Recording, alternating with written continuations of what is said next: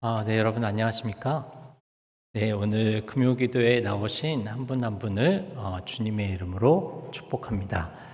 네, 주님께서 저도 기도하면서 참 많이 느끼게 되는 것이 정말 동경주사랑교회를 너무나 사랑하고 계시다. 그리고 제가 여기 와서 같이 기도하면서 또 여러분들을 통해서 받는 또 위로와 도전이 많은 것에 참 감사를 드립니다. 저도 한 주간에 돌아보니까 오늘 이 제목처럼 무엇에 대해서 또 웃었고 또 무엇에 대해서 근심했는가 제 자신을 돌아보게 되었습니다. 여러분 무엇 때문에 많이 기뻐하셨고 또 무엇이 여러분들을 마음을 좀 아프게 하고 또 근심하게 하셨을까요? 지난주에 생각해 보니까 한 주 동안 생각해 보니까 뭐 여러 가지 기쁨이 있었지만 이 자리에서 나눌 수 있는 것은 그동안 어떤 한 신실한 청년 자매의 그 친구가 있었는데 그 자매 오랫동안 이제 케어했던 그 자매가 예수님을 영접하는 기도를 했습니다. 생각해 보면 몇 년 한 고등학생 때부터 봐왔으니까 한 5, 6년 지났는데요. 그만큼 또 어느 정도 서로 신뢰할 수 있는 관계가 되는 가운데 또 복음을 듣고 또 예수님을 영접한 것이 참 감사했습니다. 지난주에도 저희 이제 같이 목양실에서 식사하다 보니까 이재욱 장로님 또 쭉 여러분 같이 기도하시 케어하셨던 청년 2명, 경찰관 2분이 또 예수님을 또 믿으시고 세례를 받으신 것을 보면 그런 것이 이제 우리의 기쁨이 되는 것이죠. 한편으로는 또 무엇이 또 우리 마음을 안타깝게 했을까? 저도 이제 지인분의 아내분이 이제 재입원을 하셨는데요. 참 아직 그렇게 나이가 많지 않으신데 또 육신에 그런 질병들이 있는 것이 참 어떻게 보면 근심이 되기도 하는 것이죠. 사실 이제 웃음과 근심하면 우리는 웃음은 이제 긍정적으로 생각하기 쉽고 근심은 좀 부정적인 것을 생각하기가 쉽겠지만 전도서에서 보면 또 다른 측면에 대해서 하나님께서 얘기해 주십니다. 그것은 근심이 웃음보다 나음은이라고 솔로몬이 이야기하죠. 그때 이야기하는 근심은 무엇이냐면 추상집에 가면 잔치집에서 받는 것보다 더 많은 것을 배울 수 있다. 이런 면에서의 근심이 있습니다. 하나님께서도 우리에게 말씀하신 것이 세상 근심은 사망을 이르게 하지만 하나님의 뜻대로 하는 근심은 회개에 이르게 하느니라. 그 회개는 이제 구원으로 이끄는 것이죠.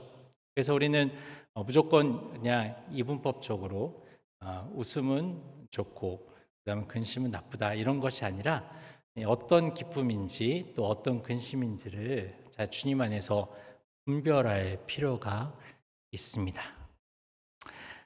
근데 이제 오늘 본문을 조금 더 자세히 보기 위해서 분명히 이 웃음은 아브라함과 사라가 함께 기뻐하고 웃은 것이죠. 이삭이라는 이름 가운데 이 웃음이라는 그런 뜻이 있습니다.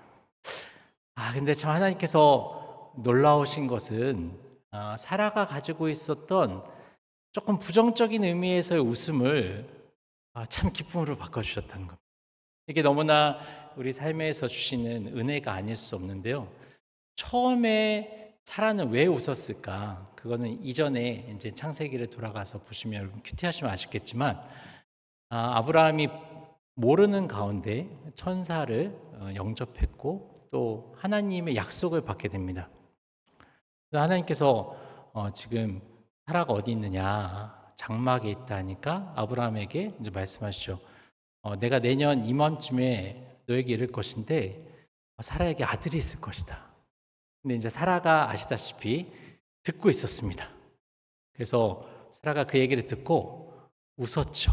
네, 사실 피식하고 약간 불경스럽게 비웃음은 아니지만 어쨌든 그런 취지로 웃었습니다. 나중에 하나님이 너 웃었잖아 하니까 사라가 저 안 웃었는데 이렇게 부정하는 거 보면 조금 이제 그런 뉘앙스의 웃음이었죠. 근데 하나님께서는 그때 이삭의 이름을 지어 주십니다. 이삭이라고 하라. 그때의 웃음과 이 웃음은 너무나 큰 차이가 있는 것이죠. 그때는 불신에서 나온 웃음이었다면, 그러면 지금은 하나님의 말씀이 이루어진 것에 대한 웃음을 지금 사라는 아브라함과 함께 기뻐하고 있습니다. 그러니까 이제 하나님께서는 때로는 우리의 부정적인 것들조차도 선으로 바꿔 주셔서 이루어지는 것을 볼 수가 있죠. 이게 굉장히 중요한 포인트입니다. 자, 이렇게 함께 웃고 오늘 본문과 성경 말씀이 끝나면 좋을 텐데, 그러나 아브라함을 근심케 하는 일이 일어나게 됩니다. 그것은 이제 이스마엘도 자기 자녀인데 이 이스마엘을 내보내야 되는 그런 일에 직면하게 된 것이죠. 어떻게 보면 좀 매몰차지 않습니까? 꼭 이렇게까지 해야 되나 그런 생각도 듭니다. 사라라는 분이 이렇게 좀 차가운 사람이었나. 근데 이제 오늘 본문을 잘 보면 왜 사라가 그렇게밖에 할 수 없었는가에 대한 이유도 좀 알게 됩니다. 그러니까 이제 밑도 끝도 없이 내보낸 것이 아니라 오늘 가장 중요한 계기가 된 것은 이 이스마엘이 이 이삭을 희롱한 것이죠. 오늘 본문에 보니까 이삭이 이제 젖을 뗄 때가 되어서 그래서 그 아이를 위한 잔치를 베풀었습니다. 근데 이제 9절의 말씀을 보니까 사라가 본즉 아브라함의 아들 애굽 여인 하간의 아들이 이삭을 놀리는지라. 네.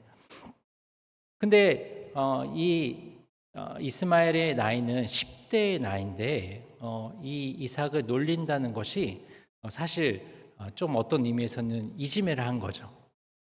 근데 사라의 입장에서는 뭐 자기 아들을 그렇게 했으니까 그것도 화도 났겠지만 조금 더 언약적인 부분에서 보면 그러면 이 아이는 하나님의 약속을 받은 아이인데 이 아이를 사실 핍박하는 거죠.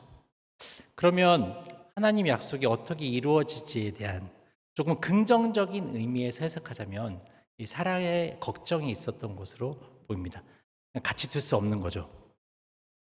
근데 사실 이제 사라의 이 마음이 근거가 없는 것이 아닌 것이 어떻게 나타나게 되냐면 사실 이스마엘만 그냥 도우면 괜찮을 수 있는데 이스마엘은 필연적으로 하갈의 영향을 계속 받게 되어 있습니다. 그렇지 않습니까? 네, 우리나라도 뭐 조선시대의 사극 보면 사실 뒤에서 다 그 왕을 조종하는 어머님들이 있잖아요. 여기 보면 이제 맨 마지막 절이 그렇게 끝나죠. 이 하갈은 자기 아들을 위해서 어떤 믿음의 여인을 사실 구해준 것이 아니라 그냥 자기가 배경이 비슷한 마음이 편한 그런 애굽의 여인을 이집트의 여인을 얻어주었다. 그러니까 이제 사실 어머니는 신앙적인 면에서 결단을 한 게 아니라 사실 인간적인 면에서 한 것입니다. 그러니까 사실 뭐 아이만 남겨놓고 어머니만 내보낼 수도 있지만 그렇게 되면 또 아이에게는 큰 상처죠. 사실 이제 이 하갈과 이스마엘은 그냥 하나가 될 수밖에 없는 이 상황에서 어떻게 보면 내보낼 수밖에 없었던 그런 일들이 있었던 것입니다. 이제 이런 배경 가운데 오늘 본문이 있었는데 이제 아브라함은 근심을 하게 되죠. 이 아이를 어떻게 할 것이냐. 그래서 이 문제를 하나님께서 해결해 주십니다. 네, 그 아이를 내보내라. 그 아이는 내가 책임져 주겠다. 그렇게 얘기하십니다. 이게 하나님의 사랑이죠. 사실 우리에게는 인간적인 연약함들과 사실 부족한 부분들이 있습니다. 네, 그렇지만 하나님께서는 그 연약함을 가지고 하나님이 일을 해 나가시는 것이다.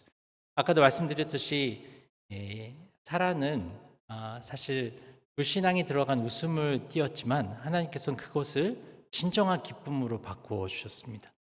사실 어떻게 보면 매몰차게 이 아이와 어머니를 내보냈지만 하나님께서는 그 전체를 선으로 바꾸어 주십니다.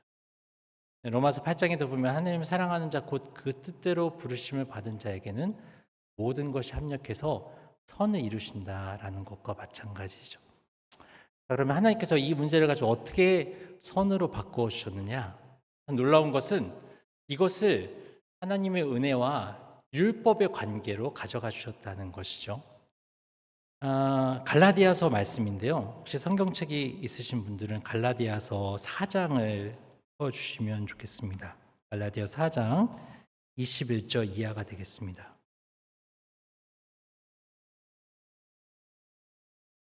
좀 길지만 우리가 좀 목소리를 맞춰서 성경 가지고 계신 분들 읽어주시고요. 4장 21절에서 31절까지 같이 읽도록 하겠습니다. 내게 말하라. 율법 아래에 있고자 하는 자들아, 율법을 듣지 못하였느냐. 갈라디아서 4장 22절. 기록된 바 아브라함에게 두 아들이 있으니 하나는 여종에게서 하나는 자유 있는 여자에게서 났다 하였으며 여종에게서는 육체를 따라 낳고 자유 있는 여자에게서는 약속으로 말미암았느니라. 이것은 비유니 이 여자들은 두 언약이라. 하나는 신의 산으로부터 종을 낳은 자니 곧 하갈이라. 이 하갈은 아라비아에 있는 신의 산으로서 지금 있는 예루살렘과 같은 곳이니 그가 그 자녀들과 더불어 종노릇하고 오직 위에 있는 예루살렘은 자유자니 곧 우리 어머니라. 기록된 바 잉태하지 못한 자여 즐거워하라. 산고를 모르는 자여 소리질러 외치라. 이는 홀로 사는 자의 자녀가 남편 있는 자의 자녀보다 많음이라 하였으니 형제들아 너희는 이삭과 같이 약속의 자녀라. 그러나 그때 육체를 따라 난 자가 성령을 따라 난 자를 박해한 것 같이 이제도 그러하도다. 그러나 성경이 무엇을 말하느냐? 여종과 그 아들을 내쫓으라.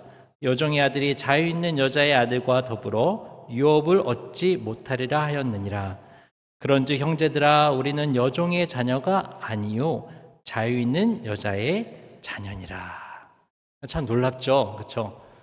이 어떻게 보면 인간의 실수라고도 할 수 있는 부분들을 하나님께서 어떻게 선으로 바꾸셔서 우리에게 은혜를 주시는지에 대해서 너무나 잘 나와 있습니다. 여러분 생각해 보십시오. 만약에 이 창세기 21장에서 아브라함과 사라가 서로 비난했다면 무슨 일이 발생했을까요? 사라가 아브라함에게 이 여자와 그 여종의 아들을 내쫓으라. 아브라함은 할 말이 없습니까? 아브라함 할 말이 있죠. 아니 애초에 하갈을 자기에게 주어서 이 사단을 만든 게 누군데, 그렇죠? 그러면 이제 또 하갈도 할 말이 없습니까? 아니 당신이 이 아이를 가졌다고 이뻐하니까 이 여자가 버릇이 나빠진 게 아니냐.